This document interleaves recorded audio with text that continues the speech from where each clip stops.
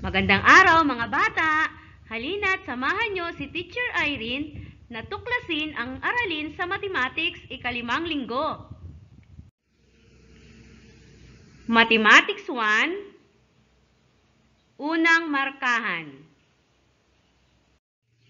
Week 5, pagbasa at pagsulat ng bilang hanggang 100 sa salita at simbolo. Mga bata, ang layunin ng ating aralin ngayon ay makababasa, makasusulat, at maipakikita ang bilang mula 1 hanggang 100 sa salita at simbolo. Mga bata, sabayan nyo si Teacher Irene na basahin ang mga bilang sa simbolo at salita. 1. Isa. 2. Dalawa. 3. Tatlo. 4. Apat.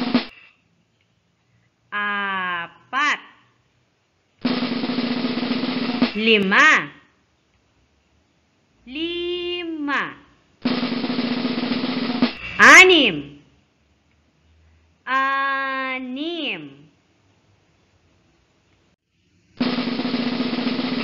6.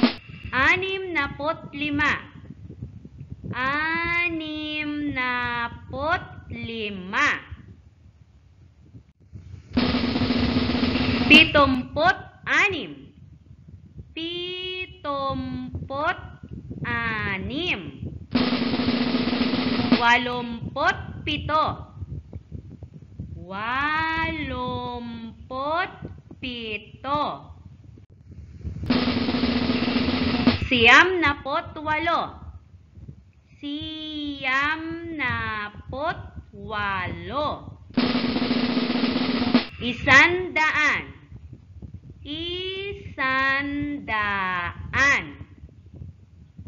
At makasusulat na kaya ng bilang sa simbolo at salita, mga bata? Gawin natin ang gawain sa pagkatuto bilang 1. isa.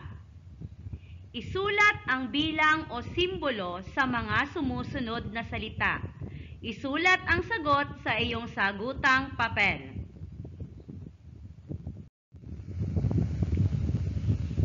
Unang bilang, 50. Ikalawa, 8. Ikatlo, 51.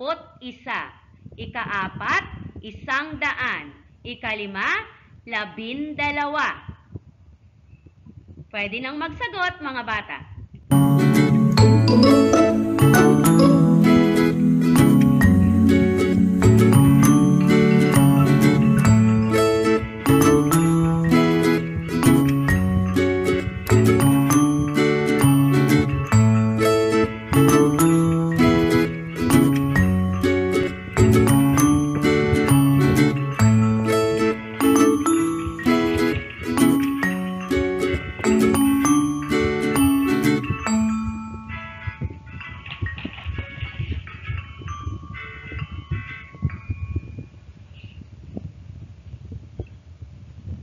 Ilagay na natin ang tamang sagot, mga bata. Unang bilang, 50. Ikalawang bilang, 8. Ikatlong bilang, 51. Ikaapat na bilang, 100. At ikalimang bilang, 12. Lagyan ng check ang inyong sagot kung tama at iwasto kung mali.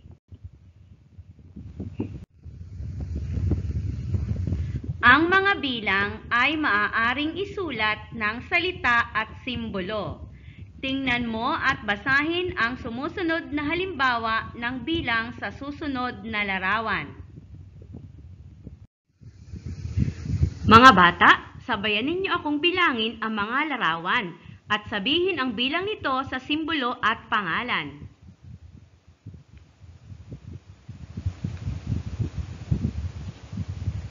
Sabay-sabay tayo, mga bata.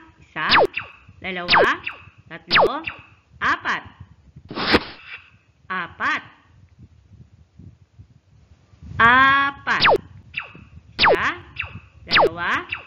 3, 4, 5, 6,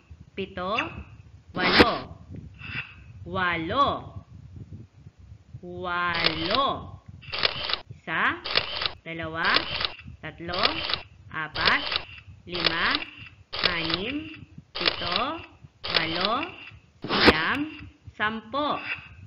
8. 8. 1, 2, 3, 4, 5, 6, 7, 8. 6. Dumako na tayo sa gawain sa pagkatuto bilang 2. Isulat ang simbolo at pangalan ng bilang na tinutukoy. Isulat ang iyong sagot sa sagutang papel.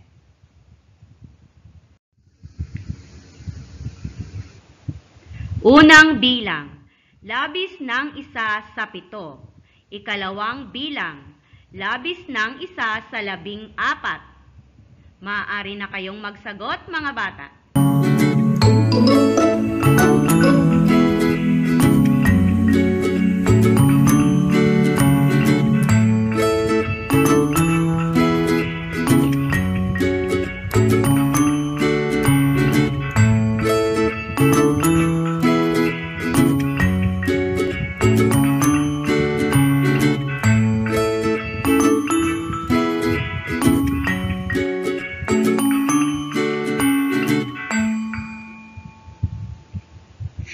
Sagutan na natin, mga bata. Anong bilang ang 12 sa 7? Ang sagot ay 8. Sa pangalan, 8. Ano namang bilang ang 12 sa 14? 15. Sa pangalan, 15. Lagyan ng check ang inyong sagot kung tama at iwasto kung mali. Ikatlong bilang, 11 sa 45. Ikaapat, labis ng isa sa 68. Ikalima, labis ng isa sa 79. Maaari na kayong magsagot muli, mga bata.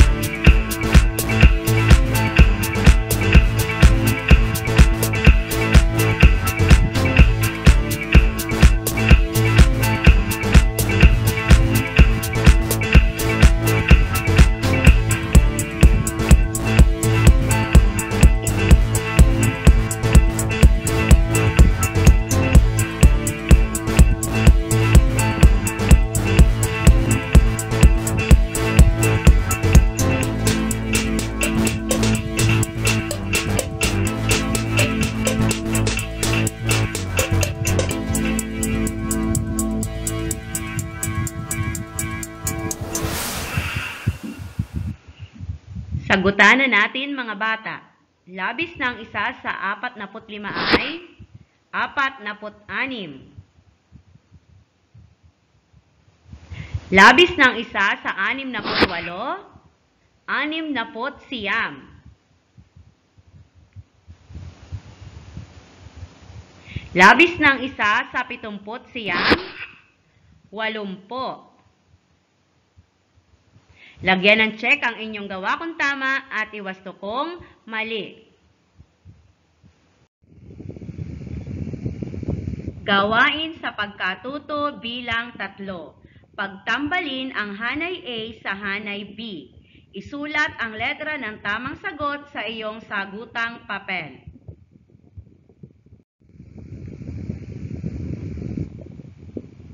Unang bilang, 18. Ikalawa, 31, ikatlo, 53, ikaapat, 79, at ikalima, 94.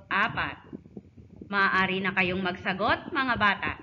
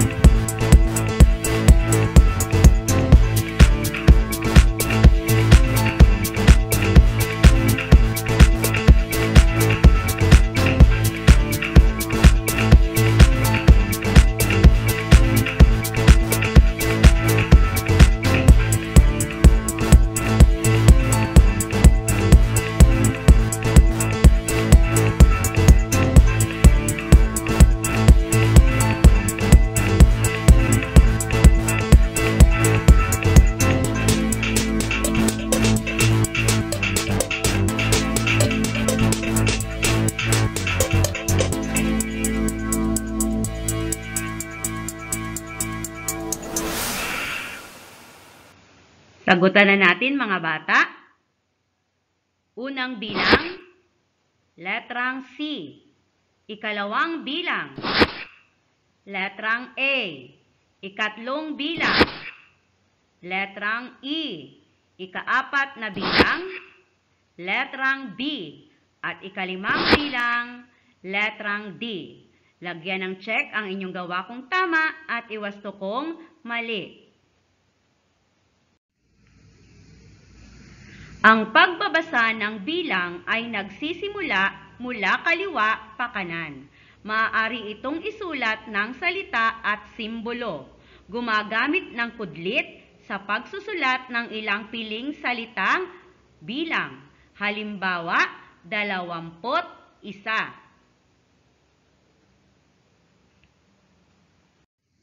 Dumako na tayo sa gawain sa pagkatuto bilang 4. Piliin at isulat ang letra ng tamang sagot. Isulat ang tamang sagot sa inyong sagutang papel. Unang bilang. Ang 27 ay isinusulat sa salita na A, B, C, o D. Maaari nang magsagot, mga bata.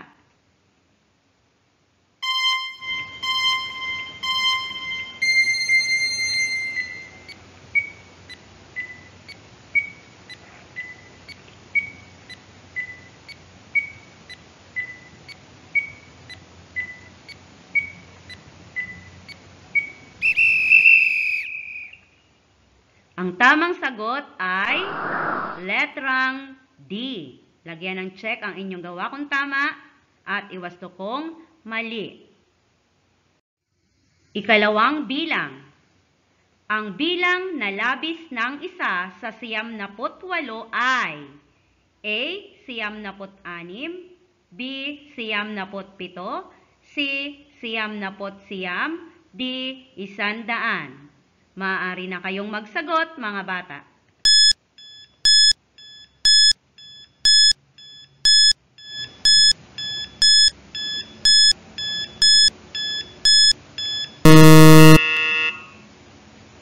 At ang tamang sagot ay letrang C. 99. Ikatlong bilang. Ang 16 ay isinusulat sa simbolo na A, B, C, o D. Maaari na kayong magsagot, mga bata.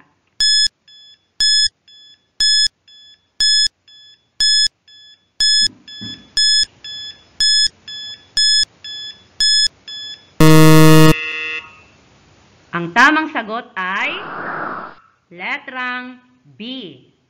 Lagyan ng check kung tama ang inyong sagot at iwasto kung mali. Ika-4 na bilang. Ang bilang na higit ng isa sa 46 ay A. 47, B. 48, C. 49, D. 46. Maaari na kayong magsagot, mga bata.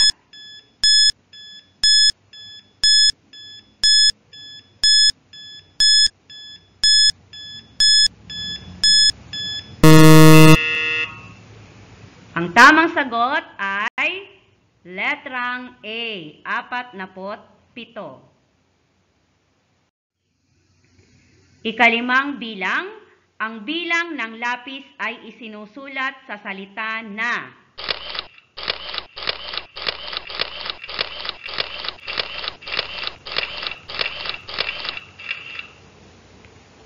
A. 11, B. 12, C. 13, D. 19. Maaari nang magsagot, mga bata.